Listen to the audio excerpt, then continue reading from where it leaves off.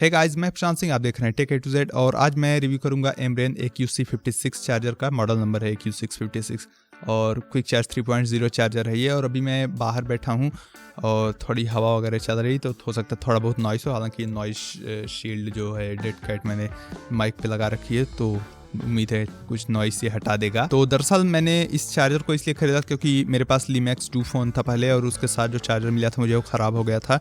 तो मैं उसके लिए चार्जर खोज रहा था क्योंकि वो क्विक चार्ज 3.0 सपोर्ट करता था, तो वो फ़ोन अब ख़राब हो चुका है। तो पहले वो जब था तो क्विक चार्ज 3.0 सपोर्ट करता था, तो मैं चाहता था फुल पोटेंशियल इस्तेमाल करूं, स्लो चार्जर इस्तेमाल करने का क्या मतलब। उसके लिए मैं चार्जर ढूंढ रहा था, तो ज़्यादातर जो चार्जर थे क्विक चार्ज 3.0 वाले वो 500 के ऊपर थे, अच्छे ब्रांड वाले। और जो 200-150 करीब भी कुछ मिल रहे थे चार्जर, लेकिन उनके ब्रांड मतलब कभी मैंने सुना भी नहीं उनके बारे में, और उनके रिव्यू भी उतने ठीक नहीं थे। और अगेन, आप ये सब चीज़ें, इलेक्ट्रिसिटी वाली चीज़ें ऐसी नहीं यूज करना चाहेंगे, खासकर फास्ट चार्जिंग वगैरह जो ज़्यादा करंट डिलीवर करती हो, जो ब्रांड आपने सुना ही ना हो और बहुत सस्ते हों। तो मैंने एमरेन का देखा कि 300 रुपये में ये मिल रहा, 299 रुपये मैंने फ्लिपकार्ट से ख़रीदा इसे। तो ये मैंने देखा है 300 रुपये में मिल रहा था करीब। तो मैंने डिसाइड किया कि मैं इसे खरीदूँ, क्योंकि मैंने एमरेन के प्रोडक्ट्स पहले यूज़ किए। मैंने 2 पावर बैंक यूज़ किए हैं उसके, और आप मेरे चैनल पे देखेंगे कि शुरू में जो मेरे चैनल पर रिव्यू हैं, शायद पहला या दूसरा वीडियो एमरेन के पावर बैंक का रिव्यू ही था। तो मैं काफ़ी समय से एमरेन प्रोडक्ट्स यूज़ कर रहा हूँ, और वो पावर बैंक अच्छा भी था। उसके बाद मैंने एक पावर बैंक और यूज़ किया था उसका।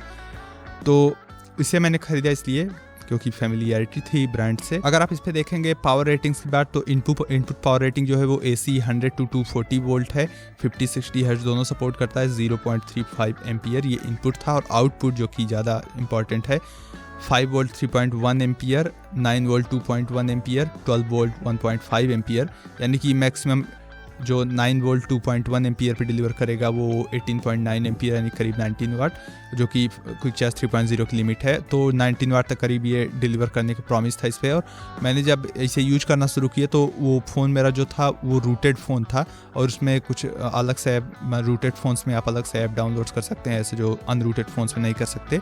तो उस पर मैंने एक ऐप डाउनलोड किया था, वो वोल्टेजेस वगैरह बताता था, करंट वगैरह कितना, वो चार्जर कितना करंट डिलीवर कर रहा है। तो उस पर बता रहा था 18.5 to 19 वाट लगातार। तो उसमें कोई प्रॉब्लम नहीं थी, ये जितना प्रॉमिस था इसका उतना पावर डिलीवर कर रहा था। इसके अलावा आप देखेंगे ये 2 पिन चार्जर है, 3 पिन चार्जर नहीं है। और अब ज़्यादातर चार्जर्स जो आ रहे हैं वो 2 पिन चार्जर्स ही आ रहे हैं। अगर आप ब्रांडेड जो फ़ोन्स के साथ मिल रहे हैं चार्जर, उनको देखेंगे, रेडमी का फ़ोन मेरे पास है, उसका चार्जर जो है साथ मिला। और मोटो का फ़ोन, क्योंकि मोटो के चार्जर्स जो थे पहले वो 3 पिन वाले आते थे, लेकिन अब उसके भी चार्जर मेरे पास मोटो वन फ्यूज़न है, मोटो वन फ्यूज़न प्लस, तो उसमें 2 पिन का ही चार्जर मिला है साथ में। तो समहाउ 3 पिन वाले चार्जर मार्केट्स गायब हो रहे हैं। तो ये 2 पिन वाला चार्जर है, जैसा कि आप देख सकते हैं। और कलर आप इसका देख सकते हैं, इसी कलर में ही आता है, शायद ब्लैक कलर में भी आने लगा है, लेकिन उस समय इसी कलर में आता था। ये देख सकते हैं ऊपर ग्रे है, नीचे ब्लैक, नीचे वाइट है। और प्योर वाइट या प्योर ब्लैक प्रोडक्ट्स लेने पे एक बात जो मैंने देखी है, स्क्रैचेस बहुत जल्दी आप मार्क कर सकते हैं। जो स्क्रैचेस पड़ते हैं वो दिखते बहुत जल्दी हैं, खासकर अगर शाइनी हो इस तरह से। जबकि ये ग्रे टाइप का जो पार्ट है ऊपर, इस पर कितने स्क्रैच पड़े हैं लेकिन दिख नहीं रहे हैं। जब ध्यान से देखेंगे तब आपको पता चलेगा कि हाँ स्क्रैच है इस पर। इसके अलावा इसके साथ एक पावर केबल मिलता है वाइट कलर का, बहुत ज़्यादा लंबा नहीं है, करीब 2.5 फीट के करीब पावर केबल है, लेकिन बहुत मजबूत, बहुत मोटा पावर केबल है वो, और काफ़ी ज़्यादा वोल्टेज हैंडल कर सकता है। ये अच्छी बात है, क्योंकि ज़्यादातर पावर एडाप्टर साथ पावर केबल्स जो हैं, चार्जिंग केबल्स जो हैं नहीं मिलते। तो इसके साथ एक चार्जिंग केबल आपको मिलेगा। इसके अलावा बिल्ड क्वालिटी भी इसकी काफ़ी अच्छी है। इससे ये गिरा है मेरे साथ, क्योंकि इसके साथ मैंने ट्रैवल किया है कई बार। ये गिरा वगैरह भी है, मतलब टाइल्स वगैरह पे, लेकिन कभी इसकी स्ट्रक्चर पे कोई फ़र्क नहीं पड़ा, टूटा वगैरह नहीं है ये, ना तो ख़राब ही हुआ है। तो सब कुछ ठीक है इसके बारे में। एक पावर एडाप्टर का रिव्यू है, इससे ज़्यादा और बता भी क्या सकता हूँ मैं इसके बारे में। लेकिन एक इसकी कमी मैंने नोटिस की, हालांकि अब भी मुझे 100% कन्फर्म नहीं कि ये इसी की कमी है, लेकिन करीब मैं कंफर्म हूँ कि ये इसी की प्रॉब्लम है।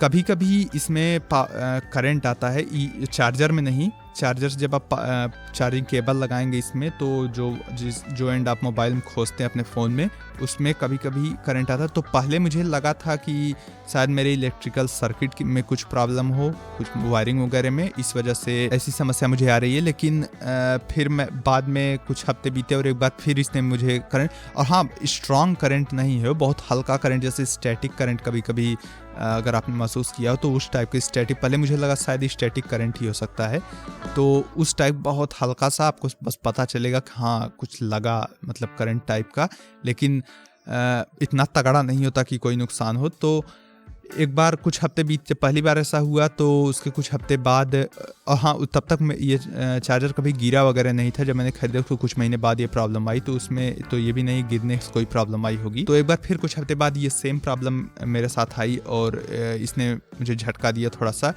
तो मैं जाके मैंने अपना रेडमी और मोटो दोनों के चार्जर ले आया, सेम चार्जिंग केबल लगा के उनको मैंने टेस्ट किया और उसे छुआ तो उसमें करंट नहीं आ रहा था, ना तो रेडमी के चार्जर ना तो मोटो के चार्जर में। और इसे फिर मैंने लगाया तो फिर ये हल्का सा करंट दे रहा था, लेकिन कुछ समय बाद वो गायब हो गया, करंट देना बंद कर दिया।